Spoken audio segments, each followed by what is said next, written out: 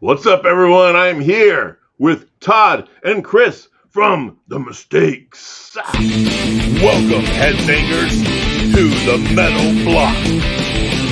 Here is your host, Eric. Yes, I got my fancy intro and everything, man. There you go. Yes. What's up, guys? Hey, How's it going? Are we saying The Mistakes or formerly of The Mistakes? 'Cause I don't fuck know. no. We're always the mistakes. Always The Yeah. Mistakes. You're always One's gonna a be. mistake, always a mistake. We're in a band called The Mistakes. Yeah.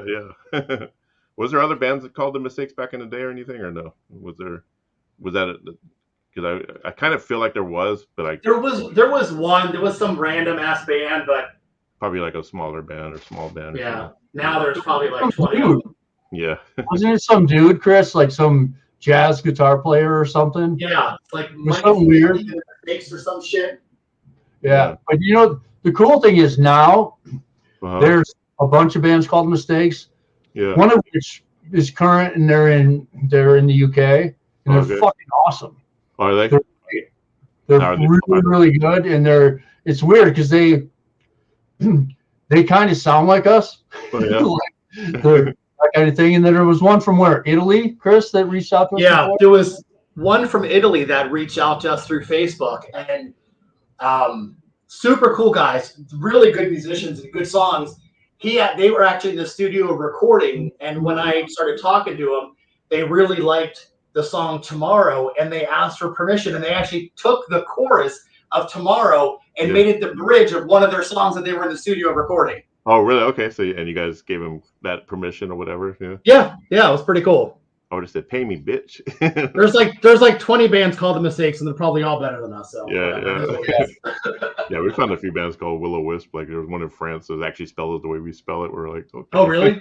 Yeah, but I don't know how big they are, how famous they got, or anything. But yeah, Will in The Mistakes, that's kind of an oxymoron for us. But Will-O-Wisp is a more specific thing. So yeah. Blade ripoff. Yeah, do they have razor blades and cut themselves on stage? Because if not, but it was weird. We even Googled the name Will O Wisp, and there's like certain companies called it. Like there's I remember there used to be a diaper farm or some kind of farm that made diapers or whatever, and it was actually spelled Willow Wisp. Yeah, and I'm thinking like, who would actually name that? Like, if you're a farmer or something, like, what made you think of that name? You couldn't have been a fan of the band because you're like not. I don't know, it's weird. Wow. Weird ass shit. So The Mistakes. Tell me, farmer. The name is farm. Right? That'd be pretty fucking badass. Fucking gothic. It's possibly all like black. Yeah, all right. Satanic farmers. That's fucking metal, man. So tell me, The Mistakes. When did it start? Because I remember you guys. I remember, Todd. We met back when you were in the Baby Dolls. I think is when I first met you or whatever. And I think we played our first show. My first show. I was trying to think of this, and I didn't look it up. Not to cut you off, but yeah, first show I ever played, pretty much my life, was Baby Dolls.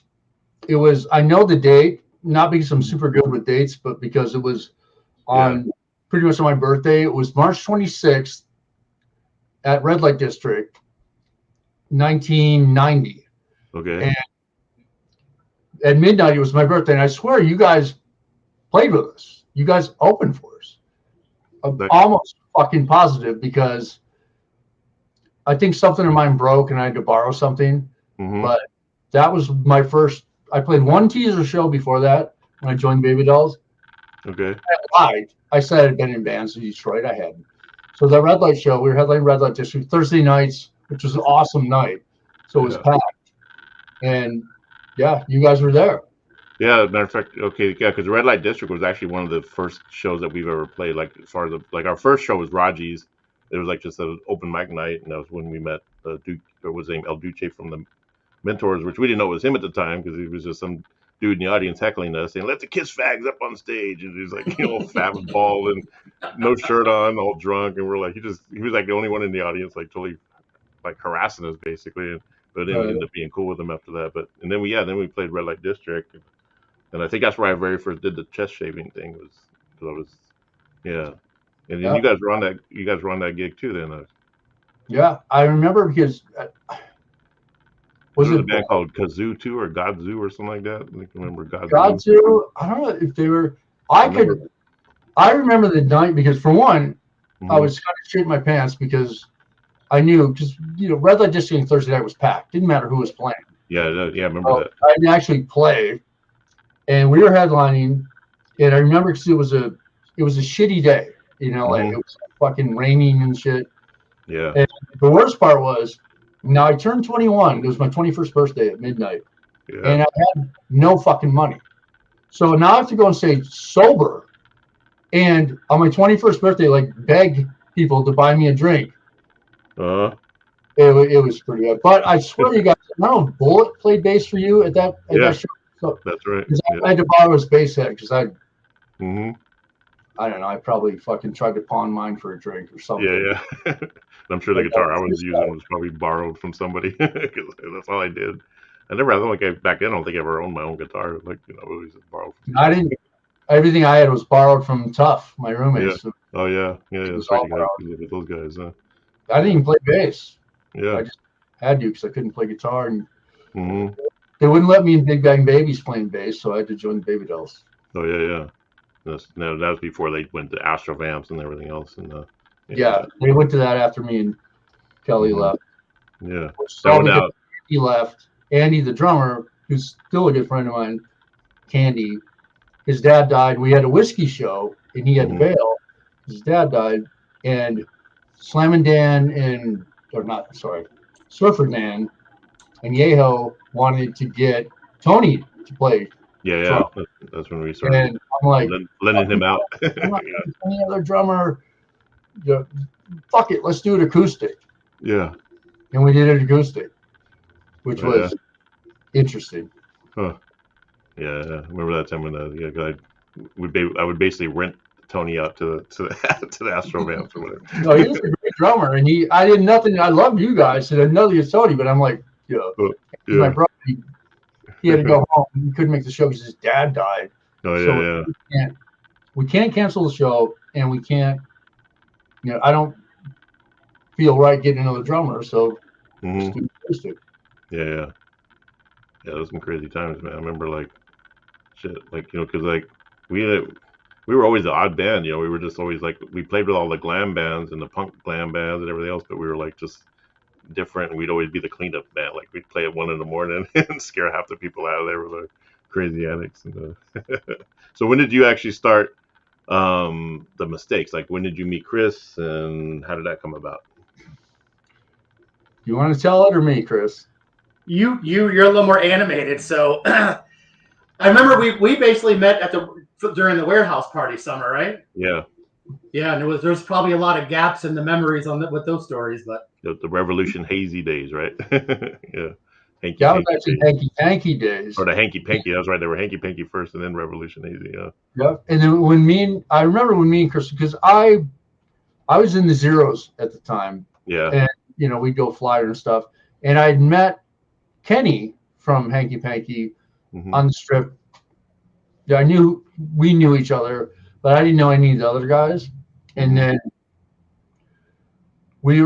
this is when me, Booger, and fucking 15 other people lived in a house in Reseda. Yeah. And Booger, Mr. Social, somehow somebody and it was cool because we had a homemade bunk bed. So it was me, Booger, and 4 other people in one room. Yeah. And I had a cool phone. There was a Converse shoe, and I had the number. You could request a special number back then. So ours was 818 call Glam or something. Oh yeah, remember that? Yeah. So Booger give everyone the fucking number, so the shoe would be ringing off the hook all the time. But somebody, I think it was Sean, called, and Booger's like, "Yeah, there's a party, and it's at a warehouse. It's not far from here. It's in Van Nuys, and it's the Hanky Panky guys." I'm like, "All right, let's go check it out." Yeah. We went, and I remember it because we're there, and everybody was there because these guys, especially Sean, if you wanted people over, just give them a fucking phone and forget it. we had we decided we wanted to start having parties, and we put Sean in charge of calling people. Yeah, So yeah. Sean would pull out the phone numbers we had, and we realized we didn't have to call a lot of people. You let Booger know that there was free anything, and he was going to be there. Yeah. Free beer. That's what Booger said. You let Chuck from Fizzy Bangers. Yeah, I remember Chuck knows everybody, so you tell Chuck, "Hey, we're having a party. Invite everybody you know," and that's pretty much all you need to do. And you had half of fucking Hollywood showing up at 1 o'clock in the morning. Yep, that's probably how we came to be going. Yeah, there. Fucking brilliant. Chuck was living with us for a little bit. that first party, I remember because I sat. First of all, I was like amazed that you go in this warehouse and it's the stage. Yeah. And then there's like this whole like a bar and bathrooms and then this whole like living thing. And I swear for many months, I didn't know they built it. I just thought it was like that. Yeah, right. I did. And I sat there with Kelly, the singer, at one point, and everyone was there. I mean, it was like, I'm like, it's like, fuck, we don't even go to the Rainbow. Just come here. Like that's probably why the Sunset Strip died out, because you guys fucking had those warehouse parties. Everyone's going there. And everyone's there. I'm sitting there with Kelly. I'm like, dude, all these idiots are going to trash your place. And then they're not going to give a shit about it. I'm just telling you. Who owned that warehouse at the time? Was that always Jim's warehouse? Jim and the first warehouse, the first warehouse that was in the middle where we had all the parties over that summer was ours. Us, Hanky Panky, was 8 of us, 4 guys in the band. The OG warehouse. We got to California. After the earthquake, we moved and we rented the warehouse out, and we built 8 little bedrooms in the stage area. Oh, okay. Eventually, Rockstar's Kill, they rented out a warehouse in the same strip towards the end. Oh, yeah. And then the next year, the parties were kind of over there, but we had the first one, and we live right next door to Stanley, the singer for LSD. Oh, really? Okay, cool. I've noticed he's been making a little bit of a resurgence lately, at least Stanley from LSD. Like, been seeing videos of him popping up and people doing reactions to him. It was an interesting summer. We had some interesting parties, but that's basically where Stacy and I started hanging out. It seemed to be like at the end of the party, everybody was starting to leave or go to bed. Yeah, we were just putting in the fucking Stay Hungry live video, and then everyone just got pissed because we're yelling we want to rock and they're trying to sleep, and we were like, well, I guess we'll have to be in a band together because no one else will hang out with us anymore. Yeah, so maybe we weren't at those. I know we always went to the warehouse parties, but I think we must have been going to the Rockstar's Kills ones mostly. I think you guys came to like 1 or 2 of the first warehouse, and then mostly it was the one at Rockstar's Kill. One of the Rockstar's Kill, yeah, that's right. Which the Rockstar's Kill warehouse, which is where Hazy, Hazy recorded the record. It was a studio. And then it became a warehouse, and then when the Hazy Hanky Panky warehouse disbanded. It was actually a recording studio that was owned by Christian Nesmith, the son of Mike Nesmith from the Monkees. Oh, wow. Okay. So he's the one that actually recorded and engineered the Hazy CD. Then when he moved out, that's when Rockstar's Kill moved in. Oh, okay. A little bit of random history. Yeah. And Chris, were you ever you weren't in Revelation Hazy or Hanky Panky, right? You were like just their friend, or I was just in the crew. Yeah. Were you in a band at that time while they were in their band, or was you just? Not really. Like Sean and I would just fuck around and do stuff, like nothing major. Kenny would go and play, and when Aaron was around, we would just kind of screw around and write songs, and then that's when Stacy would. Then Stacy Aaron's the guy that. Isn't Aaron the one that went back and he became like a fireman or something like that? Yeah. Okay, I remember him. He was a cool dude. The coolest thing about them, sorry to cut you off, but the coolest thing about them, which is one of the things when the first time went there, it's like they had the band, right? 4 guys in the band. Yeah. And the crew, and they were but they lived as one unit. Yeah. That's what the band and the crew were the same. They were like a band all together in one thing. They didn't.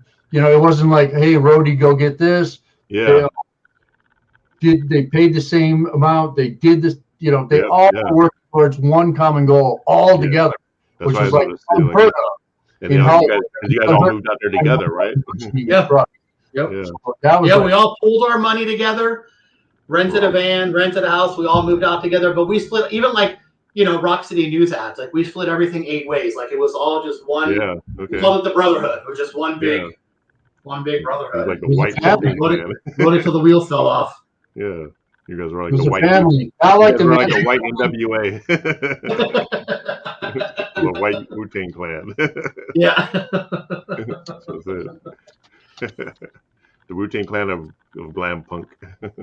Yeah, but that's like I said, that's basically what it was. Stacy went on the road with the Zeros, and he can tell the story. But about halfway through the tour, he quit the band and called me. He's like, "Hey, I just quit. I'm coming back. You want to form a band?" I'm like, "Sure." And that's literally that's how it started. We originally called ourselves Larry.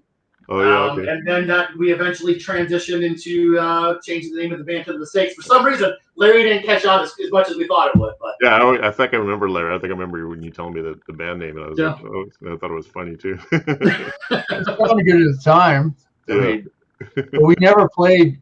We never played as Larry. We never. The only time we got on stage, I guess, as Larry was at the Hazy Rockstar Skill Show at the Roxy, where we got up and did Ramones, KKK, Take My Baby Away. That would have still been Larry. yeah, because it didn't become the Mistakes until Chris came up with the name. Yeah. That was a little bit further on. In the meantime, I had a bunch of great names. So Todd, what made you leave the Zeros? Like, what happened with there, and then what made you do the singer? Oh yeah, Sammy. But on that tour, now it all ties together because on that tour it was '94. In the summer of '94 is the best summer in the history of mankind. Yeah, but that's when we did. It was Warehouse Party on the Friday night. Go to my house in the morning. Pool party. So we'd pool back to the warehouse, back to the pool, and that was it. And it was the best time in the history of my life. But then I had to go on tour with Zeros, and I took Aaron and Bobby from the Hazy crew. Yeah. Aaron made it to New Mexico, and in New Mexico we played a show, and it was the first time we played New Mexico. It was cool, and there was like this art thing, and we went out and hung out, and I may have drank a little too much, and Sam wouldn't let me in the fucking Winnebago, so I had to sleep on the ground. And Aaron's like, "Dude, fuck this, I'm out of here." Then we went around and got to New York or to Boston, and Bobby's like, "Dude, this is fucking. I'm done." I'm like, "Dude, just hang on. I got a chick in New York. We'll be all right. We'll have a break." Went to New York City. We hung out and like got a break for a minute, and then he's like, "Dude, I'm out." So they left me all alone. But it always ties back to the fucking Hazy warehouse. So we get down to Florida. Now we get to Florida, where they're all from, Fort Lauderdale. What was that place called, Chris? Summers on the beach, something. Summers.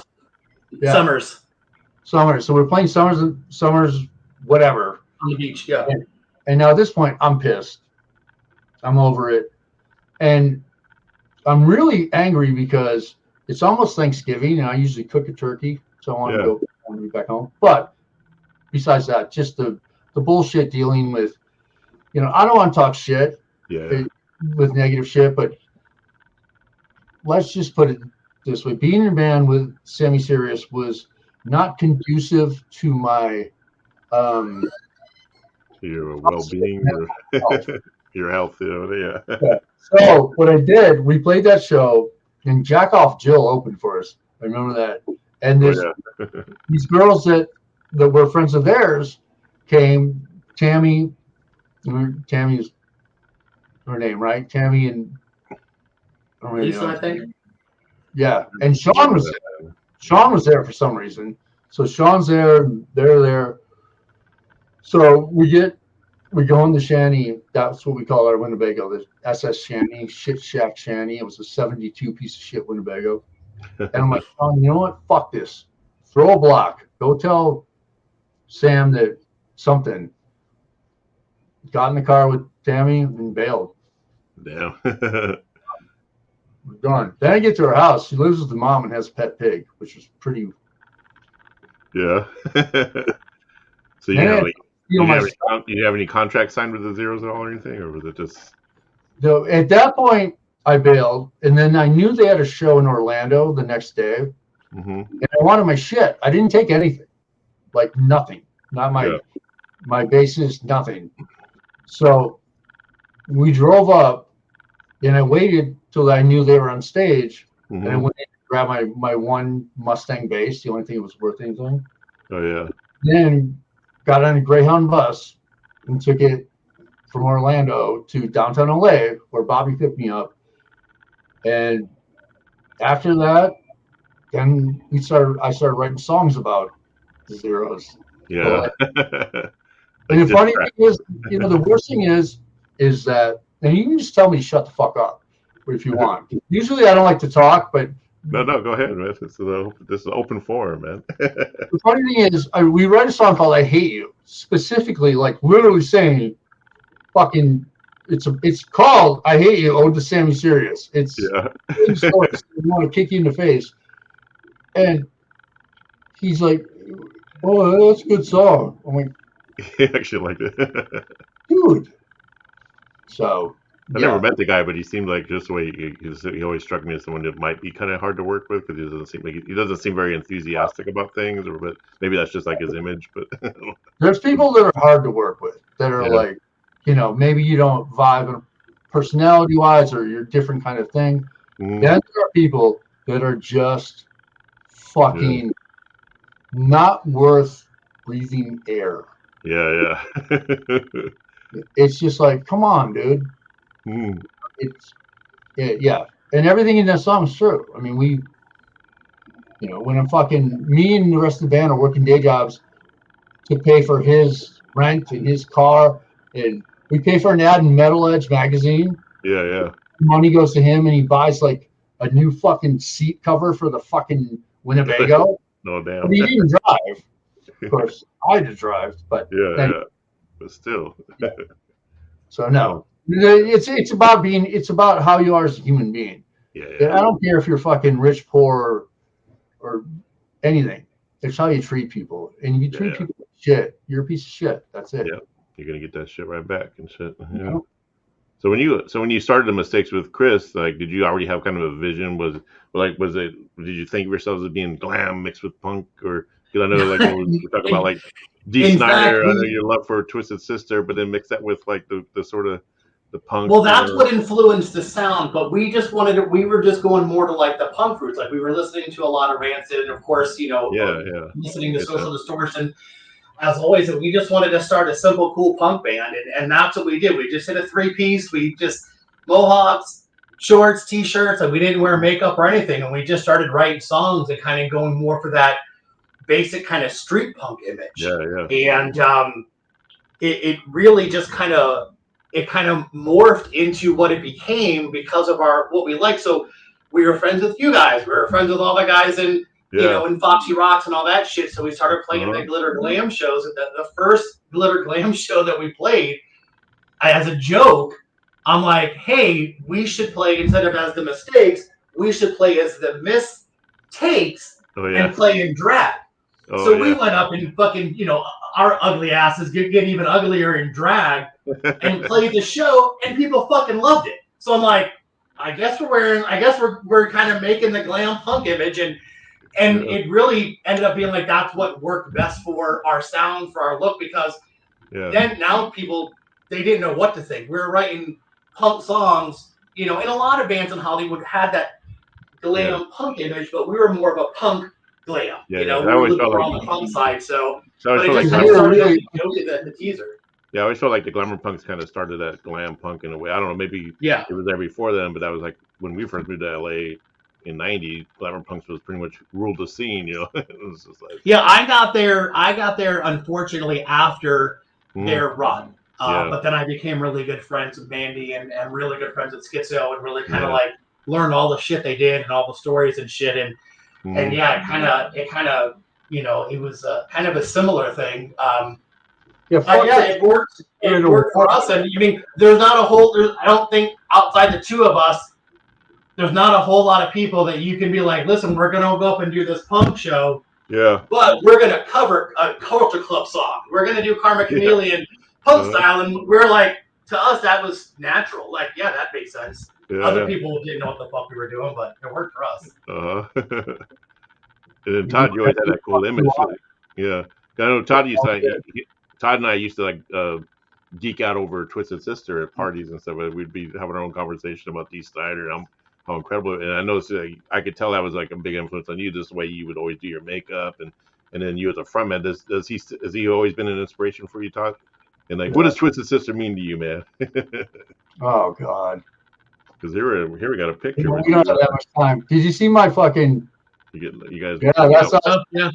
Hanging out with Dee Snider there. Yeah. That's the best thing. That picture was at Comic-Con San Diego. What year was it? 99? I don't remember. Mm-hmm. But we went down there.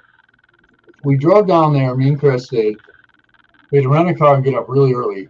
Yeah. But we sent a cassette of our demo, and I'd sent it to some address in New York. There was no internet back then, so it must have been early. It must have been 96 or 97. Yeah. So I sent it, and we're like, all right, Dee's coming fucking around. We're gonna go. So we go down there, and it was us and the Foxy Rocks guys. A couple of them were there, and Dee's talking, and then he's like, I don't know exactly what he said. He's something like, oh, the mistakes, and he like sang a bit about lock myself in my room, crying to Twisted Sister from our song Getting By. And we're like, what? Like, what the fuck just happened? Like, he was there promoting Strangeland.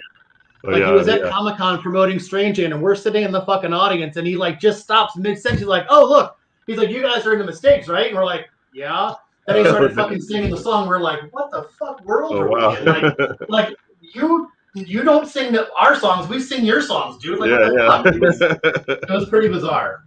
Damn, that's pretty cool. It was like. And did you did his radio show or something like that? Is that what I heard earlier? Yeah. How did that come about? Well, he did Strangeland, which was cool. And then, even though he kind of ripped off my whole face full of piercings thing, which still, and then he had a radio show in Hartford, Connecticut.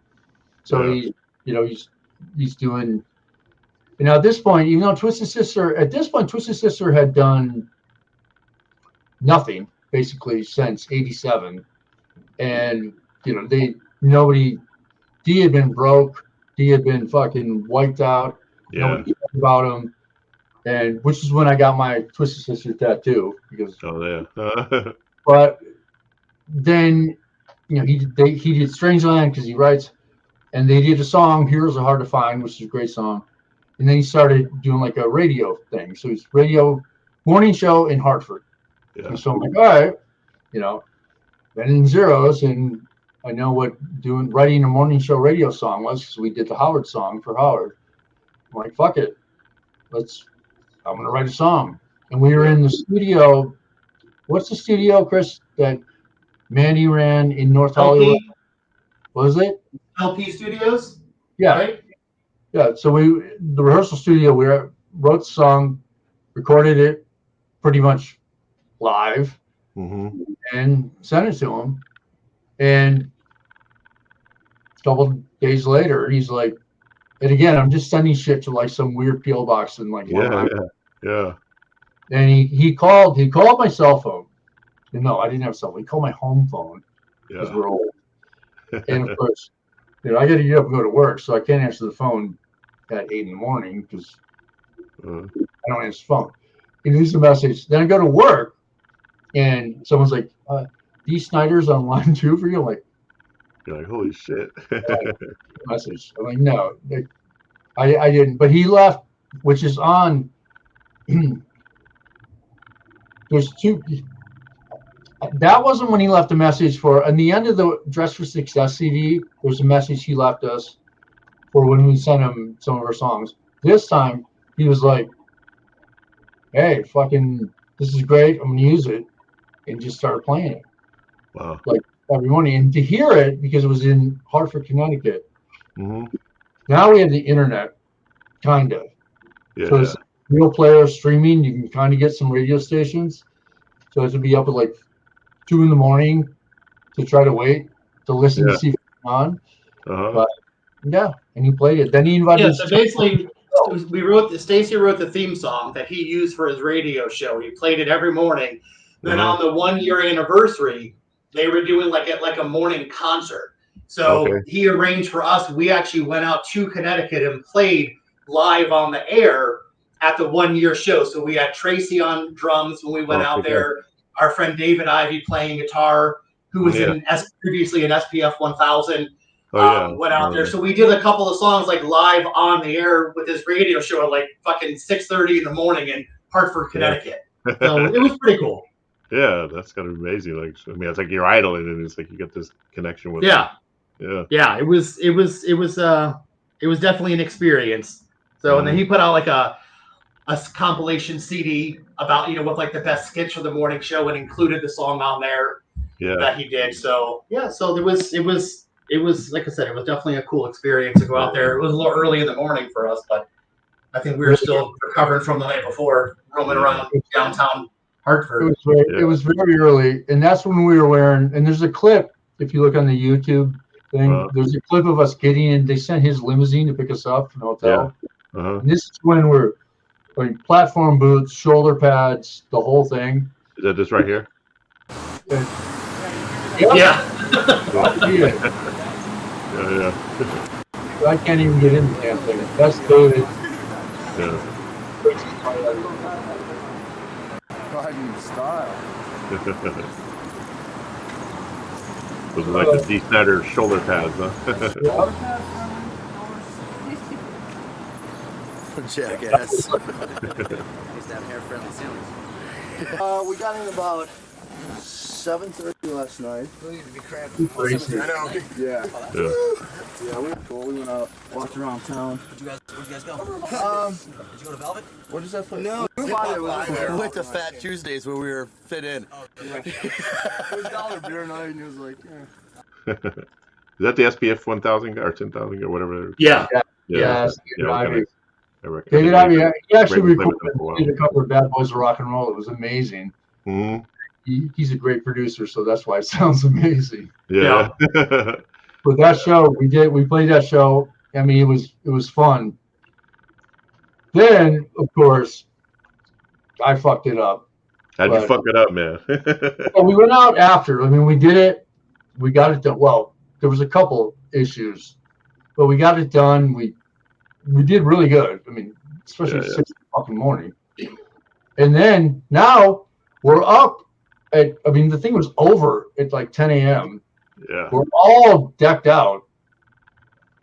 What are we going to do? We're going to go somewhere and do something. Yeah. So wherever we ended up, I don't quite remember, but I do remember falling down the steps of the underground parking, going up into the hotel. Yeah. And then the next day, because Chris, none of the guys had ever been in New York City. So we rented a car. We were going to go to New York City for the day and then fly back out of Hartford. Yeah. Well, we got to New York City. I'm not feeling so well. And so I booked us a hostel right by CBGB's. Yeah. And all the gear we brought was my Mustang bass, which Chris was playing, my hollow body guitars, and Tracy had a snare. Yeah. So we get to the hostel thing, park, and we go walk around a bit. I have video of all this. And I was mad at Tracy. We had a bit of an incident the night before, but we're having fun, and they want to go out. I'm like, I'm staying here. I'm done. Yeah. So for some reason, we took the car out. The car's parked now on the street, right in front of, like literally outside the window of where I'm sleeping. Yeah. So they go out. They went to, where'd you guys go? Some golf club or some fucking some shitty club. Yeah. And then we come out in the morning to go back to the airport. The trunks popped. All the shit's gone. All our guitars, everything's stolen. Oh, damn. Like, motherfucker. Damn. Tracy's fucking stupid drums still in the back seat. So Oh yeah. well, all the guitars are stolen. You know, we call the cops. David had a fucking Pokemon backpack. We're still fucking half decked out. It's like, This is what you guys look like, huh? Like on stage. Yeah. It was literally. There's Tracy there. And that guitar is one of them that was stolen. It was actually that bass and that guitar because I took both. Yeah. Nice. It's like a hollow body, right? Yeah, it's the. Luckily, I didn't take the white version, the one behind me, the original one. Yeah. It's an Epiphone. Yeah. Tell me about this record. You guys, is this a CD that you guys released? How long ago, and when did this come out? What? That was the second CD that we did. Okay. Angry Youth was the first one. This was the follow up, which had a lot. Fuck, I don't even remember. I got one here, but I'm looking for I can't find the date on it. You think about what? You guys, what exactly year did you form? Like, did you actually form the band? Was that 90? It was after the earthquake, right? Well, yeah, because there was a summer in '94 when Stacy and I first met. Mm-hmm. So we probably actually got serious about this thing probably the following year, like in '95, I would say. And then I think '96 is when we started playing shows because I believe those hand painted, spray painted shirts that we had were from '96. I think the year was there. So we did the first demo. We did the Karate Kid, the only punk from Reseda. Or no, we did Straight Outta Reseda. And then we did Angry Youth. We did Dress for Success. And then we did the compilation, which was the Karate Kid, the only punk from Reseda. Okay, yeah. I want to play a video. We were very deep in our Reseda roots where we lived with Stevie Rochelle. Stevie Rochelle lived in the house inside with all the normal people, and Stacey and I lived in a shed in the backyard, and we had a bunk bed in the shed. Which worked for us. Yeah, we were all like we all lived that way at some point, especially. Yeah, I mean, you had to make your way into the house when you wanted to use the bathroom. Yeah. There may or may not been an incident where the singer had a little manicotti when we were doing some extra work, and then we decided to drink some Cisco on top of that. So there's nothing like laying on the bottom bunk and being woke up by fucking vomit bouncing off the floor, splashing into your face. Yeah. So I had to ban. And then it was like 4 or 5 days before we actually cleaned to puke up. Cisco how many places can you say you've lived in where you had a fucking luxurious tool shed fucking apartment with a fucking glorious waterfall? Right. The Cisco vomit waterfall was a really nice. It was a nice feature. Yeah, we had cable TV, dude. What do you want? Yeah. Do they still make Cisco? Because I mean, I remember that was I had to ban that from the band because I mean, you drank 2 of those, you're ready to fight everyone, man. Like that's why we got banned from the Rainbow for like 6 months because we would drink Cisco on the way to the Rainbow before we started drinking Red Deaths. I had to stop Tony from drinking it because he would fucking want to fight everybody. Fought me. Tony, I remember at the warehouse parties that Tony would get so messed up on Cisco, he'd throw himself into the dumpster. Yep. Totally. I remember the first time we were on the strip, he's like drinking Cisco and he ended up shitting his pants, and these chicks took us home and cleaned them up, and because he was all good. At least it wasn't just beef. No, but we had, like I said, we had good times, and the shows that we played were cool. We played the teaser a lot. We played the teaser a lot with you guys, like the Litter shows that Tim from Spiders and Snake used to put together. Yeah, that was I think for me, anyways, that was my favorite place to play because they had good drinks. It was a cool vibe. Yeah, we'd go and do places like the Troubadour, and it was like what you said about playing at 1 o'clock in the morning. Like everybody would run late. We're going on at 1:30 in the morning and shit sometimes. With the teaser, going on at 1:30 at the Troubadour is a disaster. Going on at 1:30 at the teaser, it's just getting started. So it was a big difference. But it was fun. I want to play a video. We did cool shows. I want to play a video for everyone. This is a song called Tomorrow, and then we'll talk about the song and where it's at and where you can what album it's on.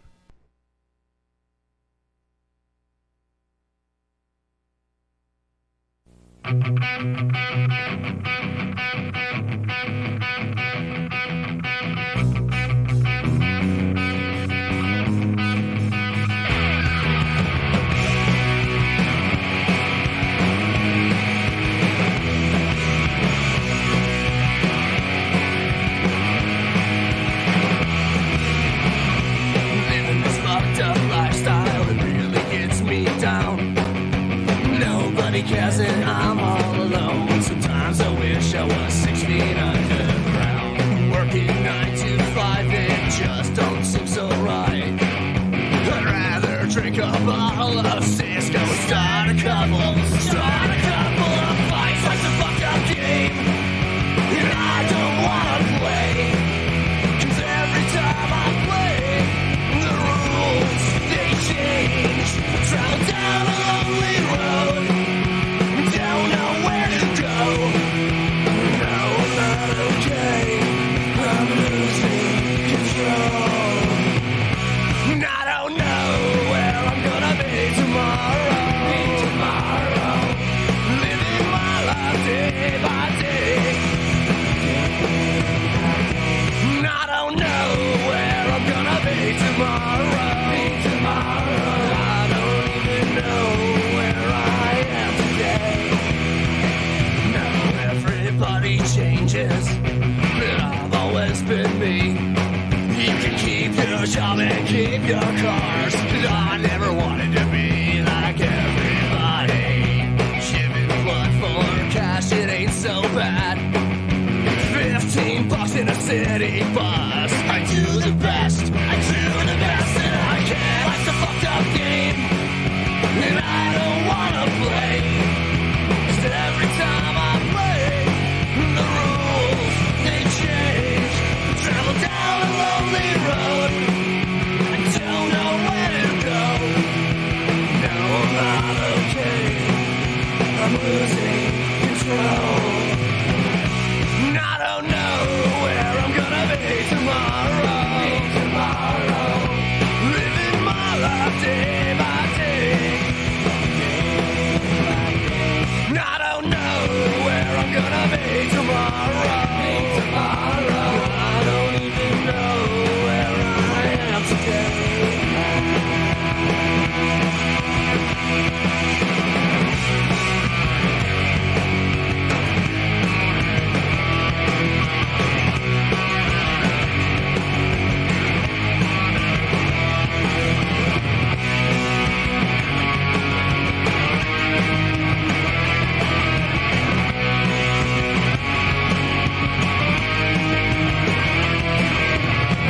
Life's a fucked up game, and I don't wanna play.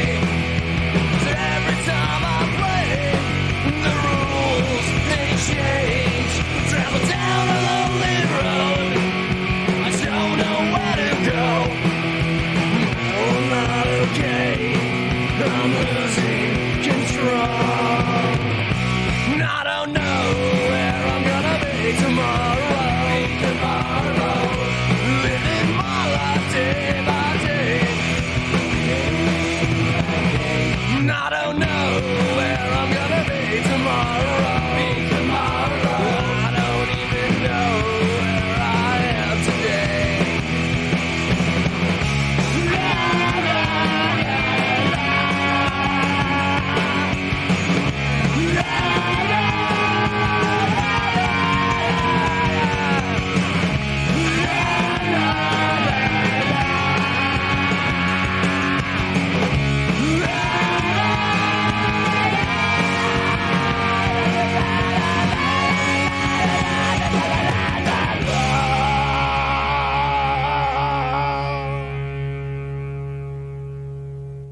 Yeah, that damn Cisco, man.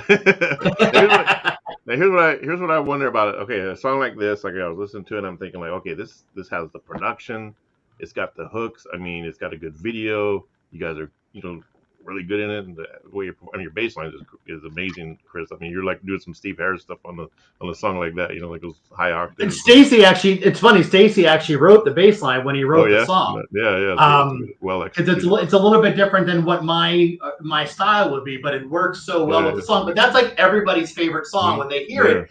And the punk kids liked it because it was high energy. Yeah. And then the glam crowd liked it because it had the catchy chorus. So that definitely by far is like the song that everyone likes. I have to bring up that Chris hated the song. Yeah, first. Well, he did not hate it. Well, what Chris gets me loved all the punk songs and the good songs, the actual stuff you like, and I come up with this fucking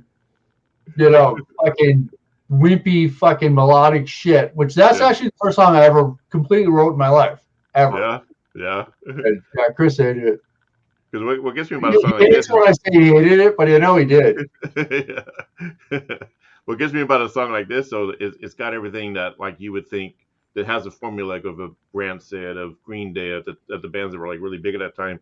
What kept this from going to that next level? Like, what kept the Mistakes from getting to that next pivotal moment where you guys would have been up there with? You're taking the blame on that? Yeah, I'll take the blame for most. But yeah, we had actually when we started playing shows. I mean, our shows were backyard parties. Yeah. We played Kirk, 16th birthday party. Playing birthday parties in the Valley, and I don't know. We played somewhere. This is before we even played like the teaser. And Stevie from Tough, who couldn't help but hear us because the rehearsal studio we had tool shed, rehearsal studio they built was next to it, and the house with his bedroom was right next to that. So he's the one that did our demos and did that, and he was shopping it to people, and we had a show, and a lot of people like Tomorrow. Which, we had a showcase we were supposed to do for Penelope Spears because Stevie had been in Decline Part 1 or Part 2, and he told her about us. It was Part 3, a showcase at the Blue Saloon, I think in North Hollywood, and I went out. Of course, I'd been at the Rainbow, ended up at the Boschke's house, and remember that. And I couldn't do the show. Oh, damn. Like one of the only shows I ever canceled. I couldn't do it. I couldn't play it. You were like too wasted or whatever, like because you were partying all that or what? Yeah, I just couldn't. I couldn't fucking function. Yeah. So you had that moment, but then you kind of just blew it from that, huh? Yeah, that's what kids, you do. Kids, don't do drugs and alcohol, kids. That's what you do. You get to the point where it's like, you work your ass off to get to where your dreams and everything you want to, and then you fuck it up and start all over again. Alcohol and drugs would fuck me up. I would have been bigger than what I was, I would have more opportunities if I wasn't bailing on rehearsals and recording sessions, when we were signing. Oh, speaking of rehearsals, bailing on rehearsals, I'm trying to point at Chris on my screen, but not just me. Chris once bailed on a rehearsal because it was the series finale of 90210. I can see that. Booker and I had plans. We were watching TV. You guys were all into the 90210 Friends. Remember, like all those. We both had shows that we did that we could have done a lot better at. Because we go and we drink and you're playing the teaser, you're getting, that's the only thing you're getting for payment is a couple of drinks. So, we were playing shows and and getting a little bit drunker than we should before we went on stage, and we both could have done a lot better. There was many shows where I know Jamie was pissed off and Stevie was mad at us, and so we definitely both played a part in not doing the best. And there was a lot of times too, just even like, I look back, looking back now where, it was have 3 more drinks or do my hair and you didn't put a hat on and show up with a hat on because, it just, leaving the house too late. So, looking back at it, I think there was a lot of things that we could have done different. That would have made a difference. Who knows? The business is so finicky, but, we had a lot of people that were trying to help us, and we did a lot to not help ourselves, unfortunately, which you were right there, same shit. Yep, same shit. Yeah. Now, but we had fun, we look back and some of the shows that we did play and whether it was a backyard party or a warehouse party or playing the whiskey or whatever, we played some cool shows. Either way, you created a past that is actually, it can be told in stories. You got something that you can remember and write about, and people can learn from it. As a matter of fact, how did you guys? I heard somewhere you guys got the attention of Bret Michaels or something. Like, how did that come about? Like, I think he liked you guys or something. Or that's Stacy's background. Bret Michaels story, which I love Poison. Poison. When I was kid, Cry Tough was like my anthem. Yeah. I mean, this could be a long story, but I'll get to the Bret Michaels part. Uh-huh. So when I moved to LA, when I first moved there, I met a guy who was CC DeVille's like bodyguard, and ended up like pretty much living. And CC DeVille paid for me to join the Zeros because when the Zeros called, I was in the toilet because that's what I do. Yeah. Right. And Jackie Suicide answers the phone. He's like, "Hey, it's Sam from the Zeros." I'm like, "Shut up." But that's when Danny had quit. They were on tour. And I'm like, yeah, sure. I can be there in Boston like in 2 days. Yeah. I didn't have a bass. My bass, I spray painted. It was in CC's garage, all torn apart. 'Cause we were spray painting it pink. And I didn't have money. So CC put it, I still owe him $336. He put the plane flight on his credit card. Yeah. Flew one way to Boston. But that was the CC stories are really good. But the Bret story is more in our time frame. Me and Sean from Total Chaos were at the Rainbow. Shocker. Yeah. Walking in the Rainbow, and Bret was like coming out. He's like, "Hey, there's a party up at whoever owns the wife of A&M Records, whatever. Yeah. You guys want to come?" We're like, yes. So we bailed and kind of left people behind, but went up there. So long story short, it's a mansion party, which surprisingly we don't get invited. We didn't get invited to many of those. Yeah, I remember. Been to a few. And so I'm like, hey, and the cool thing was, this is when we had our demo tape, and Bret was literally like giving this tape to the head of A&M Records wife, whoever she was, like in front of everybody, and it was like, it's like, wow, this is like shit you see in the movies, all the who was who at the time, 97, whenever it was. Yeah. So everyone was there, and just pool and chicks, and it was awesome. Yeah. The guy from Filter was a dick. Okay, so I remember that. I'm like, dude, you're from Ohio, I'm from Michigan. And he was a dick, so fuck him. But at the end of it, the best part was, so at the end, it's way up in the hills, so you have to have, cars have to be valeted up. Yeah. So we're standing there, me and Sean from Total Chaos, and we both have our hair up, and he's like 6 foot. Yeah, so we're standing like next to each other, just minding our business, and some dude just starts coming up talking shit, just fucking in our faces. Yeah. And surprisingly, we're both very conscious of the fact that this isn't. We don't want to. Bret brought us up here. Bret was being really cool. We don't want to fucking cause trouble. That'll go back on him. Yeah. So we're just like playing along, and all of a sudden, over our shoulder between us, Bret, who's like 5'6", 5'7", like, "You talking shit about my friends?" Jumps between us and starts beating the fuck out of the guy. Oh yeah, damn. Beating the fuck out of. I'm like, oh my god, that's the most punk rock thing I've seen in in ages. Huh? the last 10 minutes. Yeah. But Bret was always.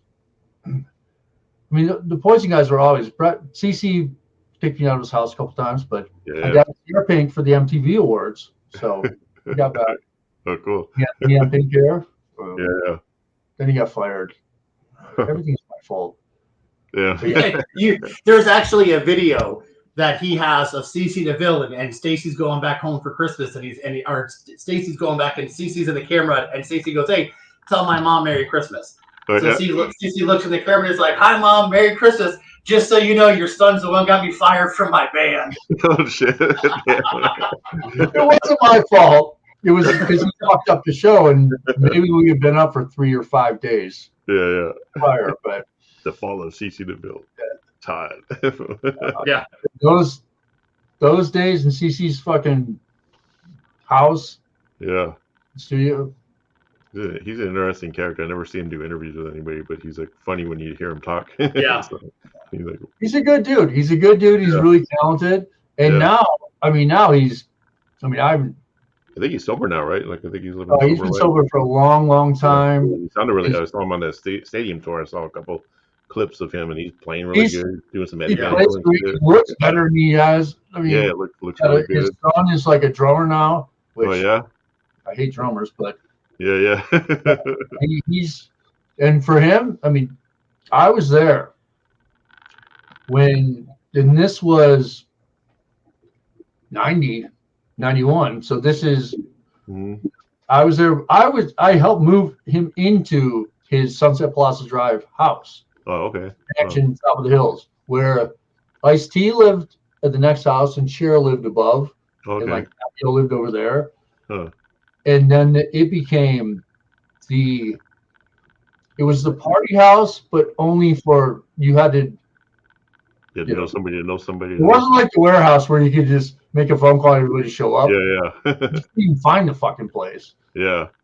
But then the downstairs, his studio thing. Had you and CC meet? Did you guys live in the same town back before you moved to LA or something? Or did you? No. I met him. I was a Poison fan. I moved to LA. Okay. I actually met when I lived in Detroit. Oh, okay.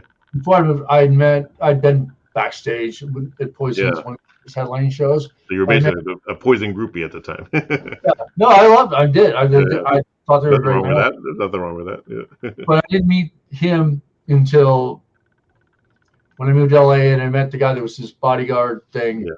Okay. And then we're all of a sudden I'm in his fucking basement, which it's not a basement, it's the side of a mountain. Tommy Lee's wasted trying to play drums. Jimmy Bain's playing bass. Oh, cool. Cece's just fucking ripping on guitar. Now, this is at the point where he was so pissed because nobody gave him credibility as a guitar player. Yeah. Now he's just going all, because he can play like a motherfucker. Yeah, I heard him on that stadium tour. He's like doing some crazy, he was doing Eruption and shit. Yeah, but he can do like Bach and like, Yeah. But anyway, that's when I met him, and he kicked me out first time. Well, he played a band. He had produced a band. I mean, again, tell me to shut up if I'm going too long. He had produced a demo for a band called Bad Angels. Okay. And I'd heard it because Stevie had the demo, and everybody around him, everyone in the room was just, oh, it's the greatest thing. Everything's amazing. I'm like the second song's good, but the rest of it fucking sucks. Yeah. He's like, well, you got a lot of opinions, don't you? And I'm like, dude, I'm fucking. You're just opinionated. Detroit.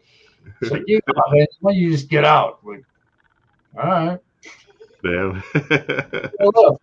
The next time I came back, it threw me out again. Yeah. So when did you join Total Chaos? That was after the Mistakes? Yeah. We met Total Chaos during the Mistakes when they went through their glam phase. Yeah. And they were our fucking drinking buddies. Yeah. I remember them. I kind of remember them on the scene. But I kind of remember them. Weren't they kind of bigger though? Like, didn't they kind of get signed to a label? And yeah, they were on Epitaph. They were like a huge underground punk. They were on Epitaph, but they didn't. They were more of a GBH exploited type band, not once Rancid, No Effects, Offspring, Green Day came out and got huge. Total Chaos were just still doing what they did, but then they decided to be more on their third record, Anthems from the Alleyway. They went more like New York Dolls, like songs, not just hardcore thrash. Yeah. And that's when we met them, because they started hanging out at the Rainbow. So we go to the Rainbow, we go to FM Station when that was open and hang out with them. They live down in Riverside, but they like the LA scene. So Rob and Sean would come out and we'd hang out, and then next thing you know, we're in the back of Rob's van cruising back to Riverside. Yeah. Scared to death with Rob fucking driving. That's horrible. And then we just became buddies with them. They did, when they released that Anthems from the Alleyway, they did their record release party at the Whiskey and had us actually go on and support them at that show, which was a really cool show. And then, like I said, then through that friendship, we just kind of evolved to where Joe Bastard, the bass player, left, and this bastard jumped in and filled in. So here we go. Which I had no intention of doing. Yeah. But, oh boy. The date's long too. I fucked up. Is that the Warped Tour, right? Yep. Yeah. How many of you been arrested in a truck and driving? The fuck? Are we awake or what? Turn off light. Well, this is one of our songs that Total Chaos liked so much they adopted it as one of their own. Oh, really? Okay. Oh, shit. Yeah. This is for you just fuck. You gonna sleep? Then I'll play a fucking lullaby. Shoot. Fuck you. I'll try to do something in your fucking head. Shit, what's it?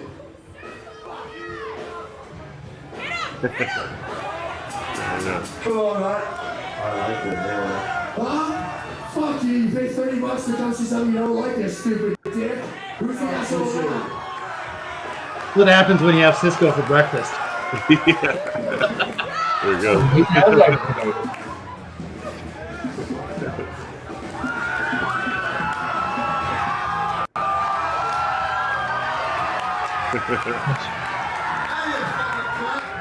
Can't get more punk than that, man. Now, Anyways, it's alright. It's alright. I don't know what the fuck's going on. It's crazy that they would let I would think the security would be in there and jump, especially being at a festival, right? What happened after that? Did you ever, did that guy ever like try to press charges or anything, or did you hurt anybody that day? Or they hurt you, or? the thing was that, and during that whole Warped Tour, Yeah. we had, at that point, I had joined Total Chaos because I was originally going to play bass because they had a tour of Japan, and Joe, the bass player originally, couldn't go. Mhm. And then Joe was going to play, and then I was playing rhythm. I played shows with the guitar, and then Joe couldn't go, so then I'm just playing bass. And on the Warped Tour, and then we did that whole Punk Invasion record on our label, Reject Records, Yeah. which we covered DUI and Tomorrow, and we did We're Not Gonna Take It, Oh, which We're Not Gonna Take It was by far the biggest song that we played during the Warped Tour. yeah. Okay. That particular show, that was almost the end. That was Toronto. We played Montreal the night before, and on the Warped Tour, it seems like it'd be so cool because it's like this huge festival and it's so much fun, which it is during it. But if you're in a band that is in a van, and on the Warped Tour, you have to be there at load-in is 8 a.m. Yeah. And to get up, you only make money on merch. So to get a merch spot depends on when you load in. So you have to be there early. And you can't load out till the show's over, which is usually about midnight. Mm-hmm. And you have to get to the next show, which is 300 to 800 miles away. Yeah. It's there's no time to have other than during the show to like fuck off and have fun. Yeah. And when you're one of the only ones, actually the only one at that point that could drive the van. Oh yeah. Especially in Canada, because we lost a couple roadies because they couldn't get through customs. Oh yeah. Yeah. Usually. So it's just 24/7, nonstop. And that show, we were, and it rotates. Who goes on when? Yeah. That particular show, we come from Montreal. Montreal was a cool show, and that's Toronto. I drove all the way, of course, and you don't find out when you're playing until you get there. Mm. So you get there, and most of the time, the only times we had been on the main stage, which that stage was, 2 times. The first time was in New Jersey, which was right after a really fucked up incident in New York, and that time. So it's like we get there, load in at 8. It's like, oh, you're on in 30 minutes. We're like, okay. Right before, when we started, the doors weren't even had just opened. So that crowd was by like the 3rd song. I was annoyed. I was annoyed with the situation. I was annoyed with the band, and I was just fucking angry. And that whole thing of jumping off into the crowd, someone's talking shit, fucking kicking their ass, getting up on stage, getting back on the guitar and playing. Totally ripped it off. Yeah. I saw JJ French do that opening for Dio at Pine Knob in 84, 83. Yeah. But yeah, it's like fucking, especially at that point, it's like, dude, you pay money to come see a show and you're in the front row fucking shit. Yeah, right. I mean, it didn't hurt the guy. I mean, it did, Yeah. But we get off stage, go to get food, so we get fed once a day. We're kind of like animals, but we smell worse. Yeah. You go to the, where all the food is, all the bands are eating. And by the time we get there, within like half an hour, now I've beat up the promoters' children, the FBI or whatever, Canadian FBI's coming in. Oh, shit. Can I get to the fucking pasta, please? I'm hungry, bro. Yeah. Public enemy number one, just trying to get a fucking bite to eat, man. But you noticed, the funny thing about that is, just like there was no security, didn't really do anything. Yeah. Neither did the rest of the fucking band. So yeah. that kind of shows you what. How many people were those drawn? Did those Warped shows have? About 20,000 people, probably 10,000. When they were full, I mean, that was it. Literally, that was right after Doors Open. But yeah, there was 15,000, 20,000 people, and we'd do. Sometimes he'd be on a side stage. The first show we did, which again goes back to a fucking hazy story. Mm-hmm. We started in Orlando, and so Aaron and Sean from the Hazy crew came up and met us the day before. And we had a little bit of drink. So then we show up at our first Warped Tour show ever. Yeah. And we paid to get in the park because we didn't know any better. Yeah. So we get in, we're on the little side stage, and then we know the guys from Good Charlotte. So we met them, and within a couple hours, Benji from Good Charlotte had a Honda XR 100 dirt bike. Yeah. So I convinced him to let me ride it behind him while they're on live Florida TV, which I looped it and crashed. Sean Smash had sold his fucking laminate to somebody for money. And then we got on the stage and did We're Not Going to Take It with Good Charlotte on backing vocals. Oh, nice.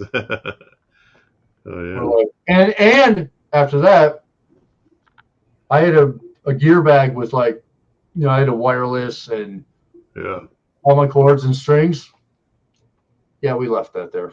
Yeah. Damn. So what happened to So what happened to the mistakes? Like, when did you guys end? And when you guys like what year was it? And was there ever like a resurgence or like a reunion at all or anything after that?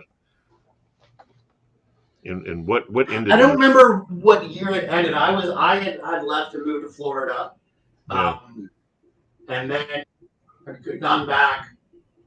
We did I think the last real show we did was the Troubadour, and then we did like a reunion tour when Jen and Sean got married when Hazy played in Vegas. So we did get back together and do a show when Tracy passed away. There was a reunion show at the Key Club that I wasn't able to be a part of. Carrie from Hazy actually filled in and played bass because in Atlanta, where my daughter lived, it was her first day of kindergarten. So I was in Atlanta for that, so I wasn't able to do the Key Club show. So, we've had some little sporadics here and there. Right now, the guy Davey from Foxy Rocks is trying to put together a show.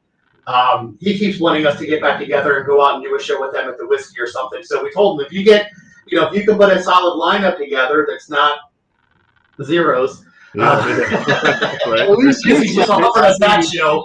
And but if we could do something I would love to do something with Foxy Rocks and the Glamour Punks. I was going to ask you about that because with these guys coming back and doing these shows, does that entice you guys or kind of tempt you guys to maybe want to put something together? Yeah, for sure. If the right show comes along, 100%, we're down to hop on it and do totally it. see that doing pretty well if you guys did that, once a year, a couple times a year maybe. And, so I'd be happy with one. Start with one, we'll baby step. Yeah. But yeah, it would be super cool. I mean, it's something we have been talking about for a while, and definitely would like to do. At least one more show would be cool. Yeah, I think so. Yeah, Chris is getting old, so he wants to. Yeah. I am. I'm getting up there. You got to turn that. I mean, that beard, I'm in a band now. To a mohawk, turn your beard into a mohawk, right? Yeah, I mean, I still play. I'm in a band now called Fairly Amazing, and Kelly, the singer for Hazy, is the singer of the band. So he sings and plays guitar. So I do like 2 shows a year. We play like 2 shows a year here in Florida. But like I said, to do one more mistake show, that would be the goal. So that's what you're doing these days musically, Chris? Is you're playing with? Okay, cool. Yep. Yeah, me, Kelly Page from Hazy, he plays guitar and sings, and then his nephew is actually our drummer. Oh, cool. And what are you doing, Todd? Like, what are you still in music? Are you doing something like racing or something, right, or something? Yeah, I took a break from music and you retired, right? You retired in style. Musician. Chris has been fucking playing and actually has good instruments and shit forever. Yeah. When I moved to Vegas, last show I played other than my mom's funeral last year was Tracy's memorial at the Key Club. Oh yeah. And then I moved to Vegas like 2 months later. Okay. And that was for my son, but I haven't been haven't had the motivation. I mean, I always wanted to do music. Music is my life. Yeah. All the responsibilities. So I grew up, I got responsible and started racing motorcycles. Oh, cool. Nice, yeah. In the more dangerous route. Listen, Stacy on stage and Stacy on a motorcycle, he falls the same amount of time. So either way. That's similar. So it's very similar. I try to look cool and I eat shit. Yeah. Now playing shows. We've talked about playing shows for a long time. Yeah, and I think you guys should. For us, it's we're so huge. It's just like unless it's a fucking stadium. I know, right? Yeah. Stadium. You gotta have we gotta bring in all this. Yeah. It's hard. Advance, right? Yeah. We got to. It's gonna take. I don't get out of my bed right there. Yeah. Less than $1 million. Less than $1 million, right? Maybe a little less. Do you think you guys would have made it further? We're waiting for like a co-headlining tour with Taylor Swift. Right. That's the goal. You don't want to open though. It's got to be a co-headline. I'm gonna make that happen right here on this show, man. Yeah. Dude, I'm gonna message her on Instagram if she does not respond. Right. I'm out. No longer. Hey, she's voted one of the best guitar players, so anything's possible.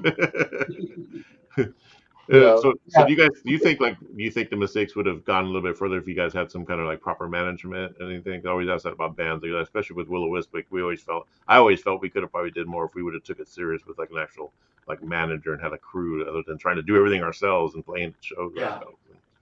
For sure. Better management, a little bit more responsibility probably would have gone a long way with for all of us. Yeah, because the songs are there. You guys have the image and the songs. Is obviously the song Tomorrow, and then I'm sure the other ones that are like it's the songwriting, the production. There was just that missing link that like a lot of us bands missing link was us over the hill. Yeah. It was us. It was me. I was the missing link. We had. Stevie Rochelle from Tough helped us so much. It wasn't for him. We wouldn't have had a demo. We wouldn't have done shit. And we had some shit going, but as far as management and stuff, he was our de facto manager, which was we could have had. We, as in me, would just fuck it up because you can but in the flip side, if it wasn't for us doing it ourselves, we wouldn't have had these records. We wouldn't have had anything because we may have fucked shit up, but we did shit our way and we fucking did it. That's what that's a good way to look at it. Did it. We didn't give a fuck. We just fucking did it. We were us. We never wrote songs about anything other than what we were going through and what real shit, real life. Yeah. And we fucking did And it. the beauty about that, those songs are always going to live on. Like, in other words, like, especially when with the internet now, there's ways to reissue that stuff. And like I said, if you guys were to decide to put together another show for, in Hollywood, that would bring a whole new audience to it. And next thing you know, you got new everything bands wanting to cover your is stuff. digital. Everything is on digital. It's all on Spotify and iTunes. So if anybody wants to buy some shit, we can afford to eat later. I know that you post your royalty checks often.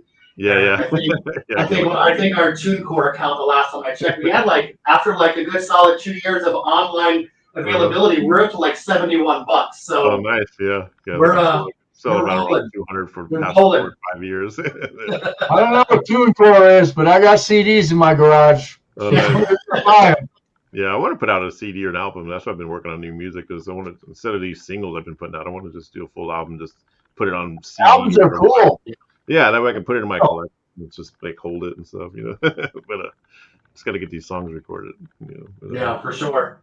Yeah, it sucks. You know what sucks about the songs we wrote back then? To me, is that every song we wrote was about just real shit that we were going through, and we wrote songs like Fight Back, American Dream, Blood in the Face, and these are all songs that were about something that's really important to us, which is bullshit, racism, and fucking, all that kind of political shit. And listening back to those songs now, you think 30 years later that shit would be over, but it's not. It's even worse. It's even worse, right? So what the fuck? Yeah, like I said, I think we're gonna. After November, we're still here after November. I guess it'll be a miracle, right? Oh God! From what I hear, no matter who wins in November, it's going to be a civil war. So I got my MAGA cap just in case. If who you vote for? MAGA, Trump, man. Me and my cap, we love Trump. Just in case. Fuck them all, man. Fuck them all, right? There's only two religions and two fucking political parties in my book. You're either a cool person or you're a fucking asshole. Exactly. That's all. Yep. That's all you got. We all have a choice, good or bad. Whatever you want, but you're either a cool person or you're a fucking asshole. Exactly.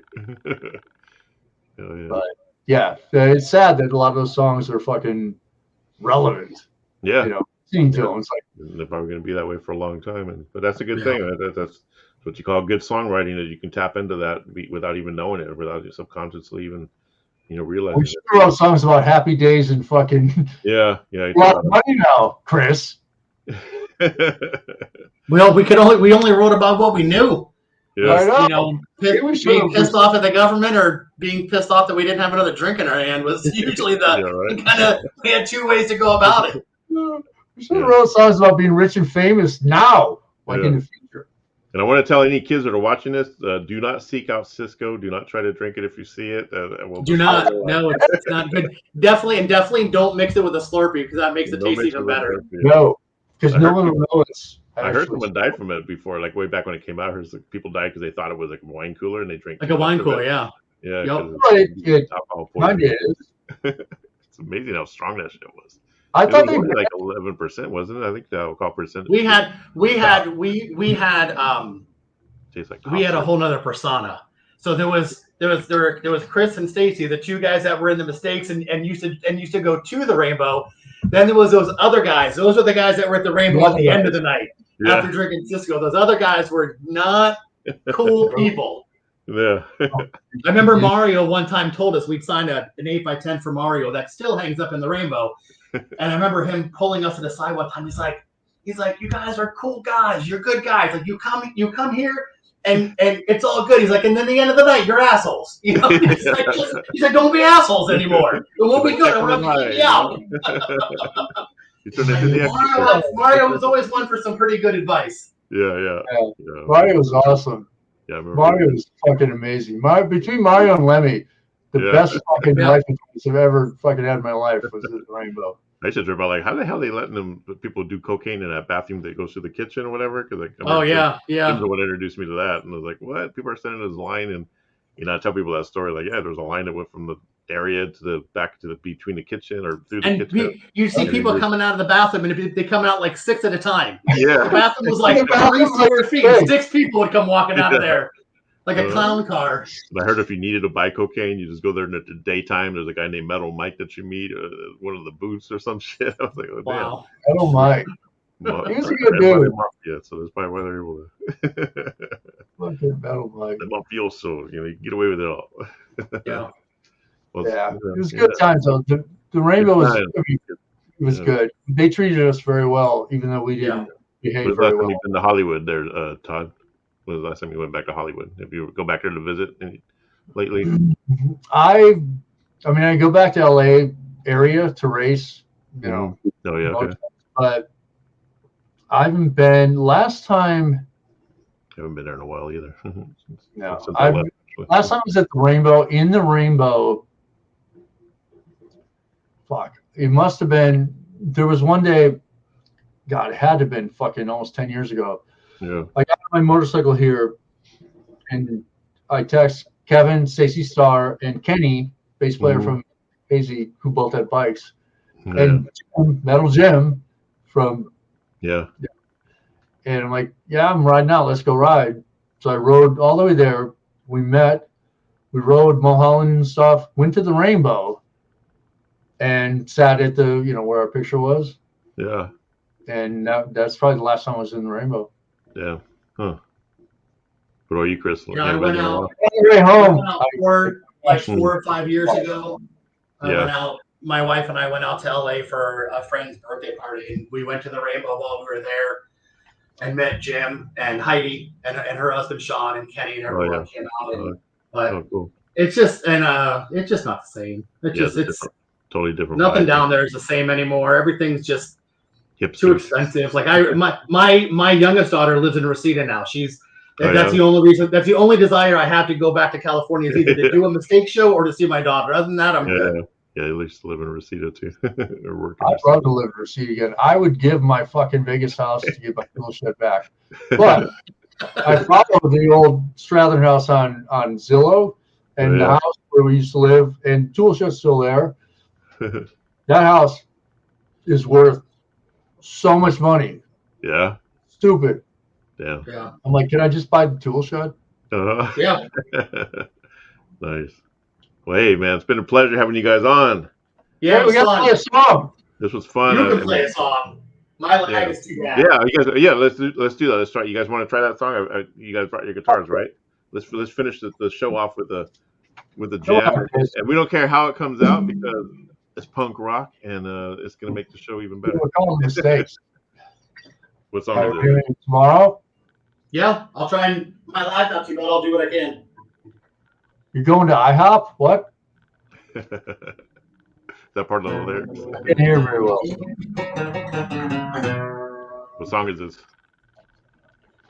You want to do tomorrow or DUI? We'll do DUI, and you can see how far you can get into it. DUI or tomorrow? Whatever you want. What's this called? DUI? Tomorrow.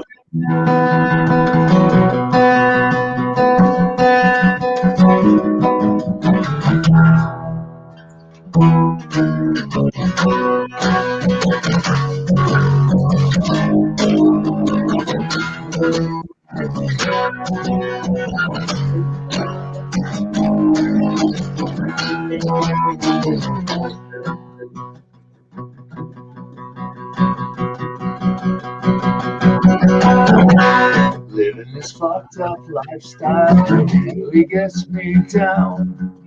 Nobody cares and I'm all alone. Sometimes I wish I was 6 feet underground. Working 9 to 5, it just don't seem so right. I'd rather drink a bottle of Cisco, not a couple of fights. Fucked up game that I don't wanna play. Every time I play, the rules they change. Every time I'm on the road, don't know where to go. It's not okay. I'm losing control.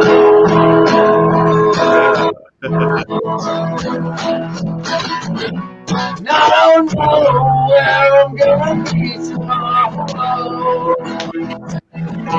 Looking for a day by day, day by day. I don't know where I'm gonna be tomorrow. Where I am today. Yeah. That was awesome. A little difficult not being in the same room. Yeah, but it sounded good. I mean, there's a little bit of watery sound just because of the speakers, but I mean, yeah.